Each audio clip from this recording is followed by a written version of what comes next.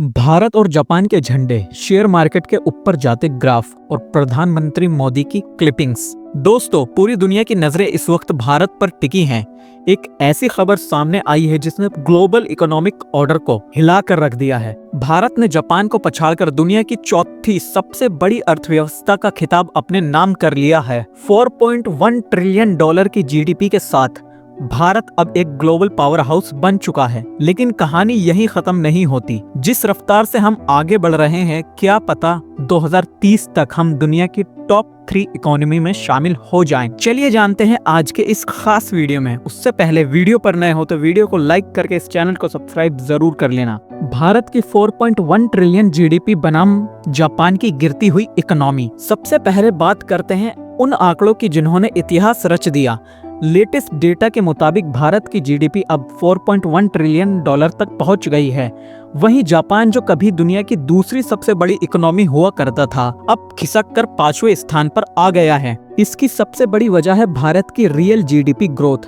वित्त वर्ष 2025-26 की दूसरी तिमाही यानी दूसरे क्वार्टर में भारत ने 8.2% की शानदार ग्रोथ दर्ज की है। जहां दुनिया की बड़ी बड़ी अर्थव्यवस्थाएं मंदी यानी रिसेशन से जूझ रही हैं, वहीं भारत का ग्रोथ इंजन बुलेट ट्रेन की रफ्तार से दौड़ रहा है। सड़कों का जाल, डिजिटल पेमेंट और फैक्ट्रियों में काम करते लोग।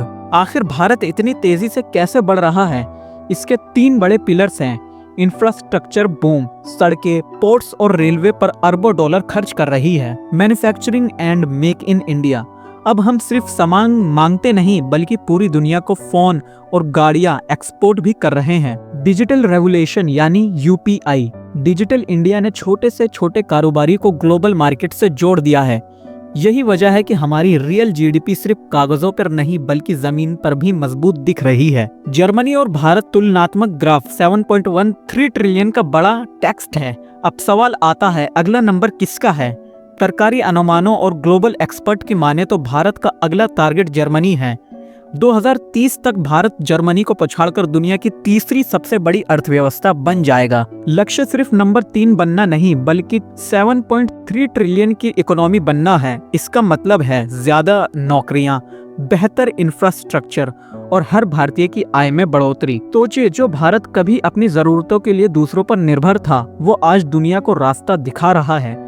भारत का मैप, बढ़ता हुआ मिडिल क्लास, आत्मनिर्भर भारत के लोग। हालांकि राह इतनी आसान भी नहीं है। हमें शिक्षा, स्किल डेवलपमेंट और मिडिल क्लास की परचेजिंग पावर पर और भी काम करना होगा। लेकिन एक बात साफ है, ये दशक भारत का है। 4.18 ट्रिलियन तो बस शुरुआत है, असली उड़ान अभी बाकी है। दोस्तों, क्या आपको लगता है कि भारत 2030 से पहले जर्मनी को पछाड़ पाएगा? अपनी राय कमेंट बॉक्स में जरूर बताएं। अगर वीडियो पसंद आया हो तो इसको ज्यादा से ज्यादा शेयर करें और भारत के इस गौरवपूर्ण सफर के लिए वीडियो को लाइक करना ना भूलें। मिलते हैं अगले वीडियो में। जय हिंद।